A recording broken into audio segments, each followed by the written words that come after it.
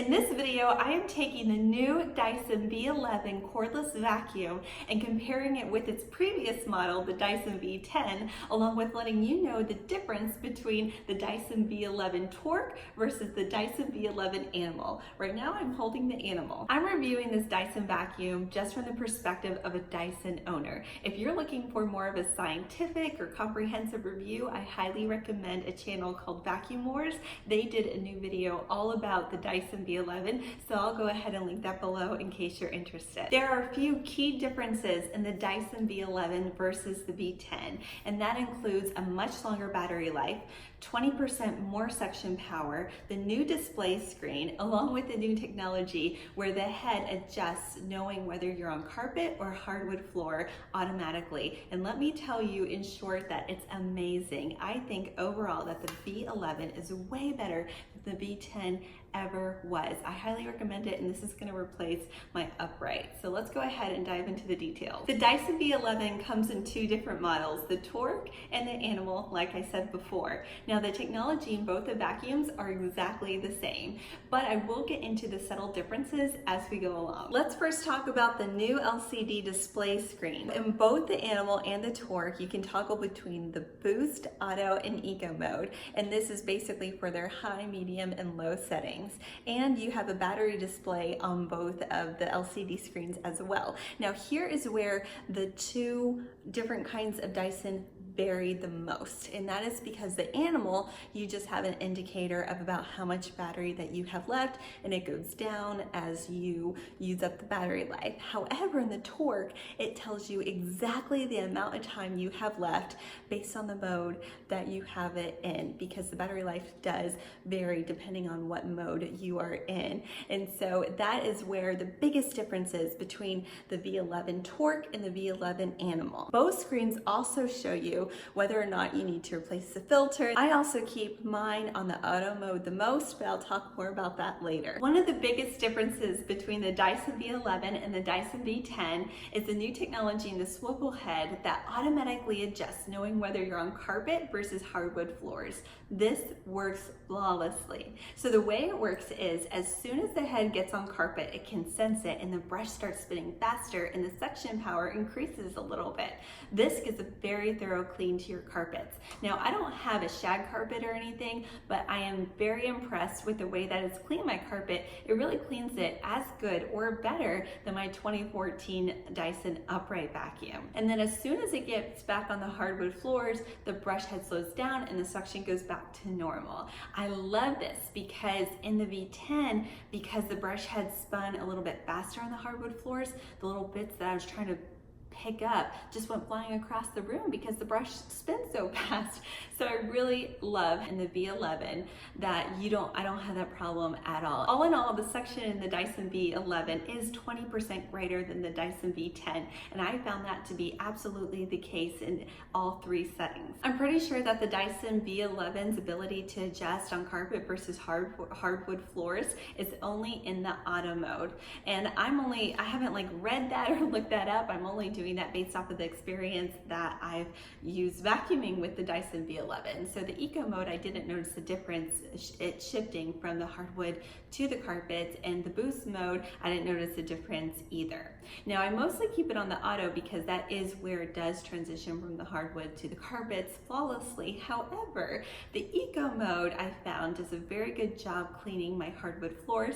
It does a terrible job cleaning my rugs. So I would not clean the rugs with the Dyson B11 Eco mode at all. However, in the Dyson V10, I couldn't even clean my hardwood floors in the Eco mode. I just felt like it did a terrible job cleaning in the Eco mode in the Dyson V10. When it comes to the Boost mode, I found that I rarely use it. The only time I use Boost is on my grass cloth or jute rugs, and I can't use it on any other rugs in my home because it is so strong. The suction is so strong in the Boost mode that my vacuum just pretty much sticks to the rug and won't go anywhere. Like, it's too hard to even move. The suction is so strong. I found that on the grass cloth rugs or the jute rugs, it does the perfect job. I feel like it really deep cleans those rugs. Those are very sturdy, tight, heavy rugs, so that's why it works out. I don't need the boost mode on the hardwood floors at all. The auto and the eco do such a great job cleaning. It's not necessary for me to use the boost. This is a good time for me to mention the gates on the Dyson V11 because the gates are what really affects the suction power. On the front, you see these little symbols right here, and this controls the gates on your Dyson. So you have the minus, the middle, and the plus sign. And what this does, let me flip it over, is when it's on the minus, these gates are up completely. And then when it goes into the middle, it goes about halfway down. And then when it goes into the plus, the gates are all the way down and they're flush with the bottom of the Dyson. Now, I like to keep my gates all the way open because it really encourages airflow, and this is how you can suck up those bigger items. So when I'm vacuuming on the floor, I want to always be able to suck up those bigger items. And then when it goes onto carpet, this really encourages airflow and it makes your Dyson glide so much smoother on the carpets. So I noticed that if these gates are halfway or even down all the way, I can't move it in auto mode. It's like it's on boost when it's on carpet. But when the gates are up all the way like they are now, it glides seamlessly on the carpets and it's very easy to maneuver. Battery life. Battery life is dependent on what mode you are in. So you'll have a shorter battery life in boost and the longest battery life in eco mode. Now, according to the Dyson website, it said that you will get a full hour in the eco mode, although tests have been coming back and people are reporting that it lasts longer than an hour in the eco mode. Now, I normally use mine on the auto mode, like I said, and I'll use boost here and there. So with that, to give you some perspective, I have a 1,400 square foot house. I was able to clean my whole house top to bottom, upstairs, downstairs, all the stairs, all the rugs and the carpets 3 times, and the battery life still did not die. I used auto the whole entire time. I only used boost on the grass cloth rugs and it still wasn't dead. I tried to wear out the battery so I can review it on here for you guys to let you know how long it did, and it just didn't run out. So I ended up just plugging it in and charging it so I could at least tell you how long it took to charge. So the battery life lasts a very long time. Like I said, auto mode, the whole house 3 times. That was well over 30 minutes and it still didn't die, using the boost here and there. I can't complain about that because in between those times of vacuuming the whole house, you could easily plug it in and charge it, and that is how I would normally use it. So I don't think on this thing you really can run out. You'll probably plug it in before you run out. So this brings me to the charging time. A lot of people are saying that it takes 4.5 hours for their Dyson to charge.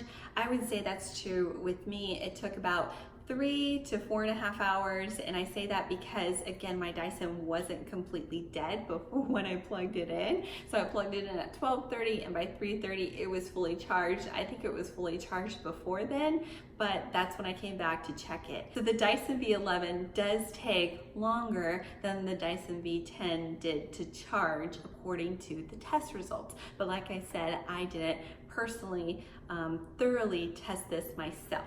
However, I don't think that that's a big issue because the battery life is so long in this, you're not gonna run out of battery life before you need to charge it again. So I think that it's okay that it takes approximately an extra hour for the Dyson V11 to charge over the Dyson V10 because the battery life is so long. The Dyson V11 weighs 6.6 pounds, which is almost a pound heavier than the Dyson V10. And even though that's the case, I really didn't feel a big difference between the vacuums. I actually didn't realize that the Dyson V11 was that much heavier. I had to read that in order to realize that. So to me, it didn't really make a big difference, but that does bring me to the way it maneuvers, because there's a few things I want to share with you about the Dyson V11 that definitely differs from the Dyson V10. The first thing is you do still have to hold down the trigger in order for the vacuum to run. You have to hold that down. I did notice that my hand did get tired after a while vacuuming. So I ended up switching from hand to hand while vacuuming. Now my husband has really big hands and he's a tall guy, so he never had to switch hands. To him, it didn't make a difference whatsoever. Now, although my hand did get tired from holding the trigger and the machine, and I did have to switch from hand to hand, that is not enough for me to dislike the vacuum. It's not a very big deal. However, I do think it would be a big deal if you were somebody with arthritis. My mom has arthritis, and because of that, I don't know if she would like this vacuum, and I don't know if I would recommend this vacuum to her. So I think I would have her use this vacuum before she decided if she would like it or not. I could see her not liking that feature about this vacuum, but again, you never know until you try. In general, I did find that the Dyson V11 was much easier to maneuver than the Dyson V10, and I do think in some ways it's easier than an upright, in other ways it's harder, and I'll get into that. One thing I appreciated about this Dyson V11 is that it comes with these little wheels right here. These little tiny wheels really helps the Dyson V11 glide on the floor so smoothly. The Dyson V10 didn't have this, and because of that, I felt like it dragged on the floor, and I was worried that it was gonna scrape the floor. The other thing I really like about this Dyson V11 is that it has this little Velcro strip right here around the front of the vacuum. This really helps protect any furniture or anything. When it comes in contact with the vacuum, you know you're not denting or marking up any furniture, which I really appreciate. I also found that the swivel head on the Dyson V11 maneuvers much easier than the swivel head on the Dyson V10. I think that the Dyson cordless vacuums can be a little deceiving, however, because it looks like they just glide seamlessly on carpet or hardwood floors, and in reality, that's not the case. I would say an upright vacuum actually glides a little bit better, but when it comes to the Dyson B11, because of the swivel head, you have to learn how to control it in order for it to really glide like the way that you want it to. So there is a little bit of a learning curve there. I feel like the best way to describe this is the uprights are like the SUV. They're like bigger and bulkier, but they just glide so smoothly and easily. They're like the Escalade. But then the cordless vacuums are like the sports car. They're like much smaller, but they're very zippy, and they like go fast in like little places. So that's really, I think, the difference between the uprights and the cordless. You can have the SUV versus the sports car. That partially has to do with the head as well. So the head is much smaller than your typical upright vacuum, and I think that this is both a pro and a con of the cordless vacuums. So because it's smaller, you can get into much smaller places so much easier, which is very convenient than the inconvenience of not being able to do that with an upright. However, because it is smaller, when you're doing a much larger surface area, it seems like your vacuum has been going back and forth forever. So there's really pros and cons related to this type of head, but I really think it's a matter of preference. The Dyson B11 comes with all the necessary attachments and then some. So I don't feel the need to go out and buy any extra attachments. And it's super easy to switch the attachments on this thing. You press the red button and just pull this off like this, and boom, that's it. Now, once that is off, you just take your attachment and you pop it in here, and that's it. You're good to go. One of my favorite features about the Dyson B11 is that it comes with an attachment for your attachments. So if you find yourself switching from attachment to attachment a lot, you can easily just put this on the pole of your vacuum, and then you take the attachment, or the attachments, this holds two, one on the top and one on the bottom, that you find yourself using a lot, and then you just maneuver it down in this, and you're good to go. So this way you'll have your attachments with you always. I love how all the Dyson cordless vacuums come with a holder that you can attach to your wall and then fish your charger through, so you can easily store and organize your Dyson in such a clean way. And of course the V11 is no different. Another small feature that I think is worth noting is that I really appreciate how Dyson put this little rubber strip right here on the back of it. So if you're cleaning something or just need to set your Dyson down, you can easily lean it against the wall or something. The rubber helps keep it in place so it won't fall over, and it also helps from damaging your walls or getting any marks or scuffs on them. This canister holds a lot. I was able to clean my whole 1,400 square foot home twice before it got full enough for me to empty. Of course, your traditional uprights would hold more than your cordless vacuums. However, Dyson makes it so easy for you to empty it with the way that it just expels it away from your hand into like the deep parts of the trash can. I really appreciate, so it makes emptying it so easy and convenient. So now I want to mention the other difference between the Dyson B11 Torque versus the Dyson B11 Animal, and that is the color.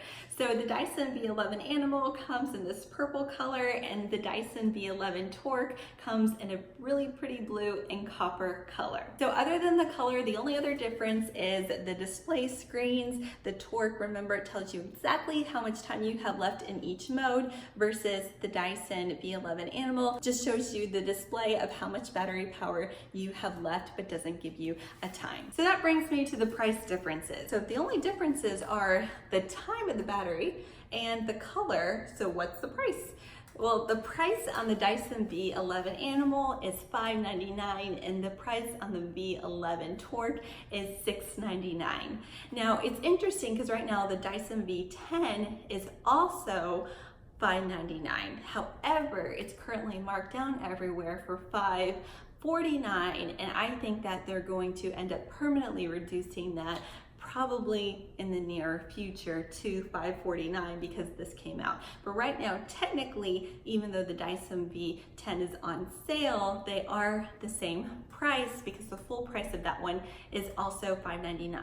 So that is why I chose to get the Dyson B11 Animal, because it was the same price as the Dyson B11 So I think if you have to choose between the two, get the Animal. It's better and the technology is the same as the Dyson B11 Torque. I ended up purchasing my Dyson B11 Animal from Target because I had the Target debit card and I was able to save 5%.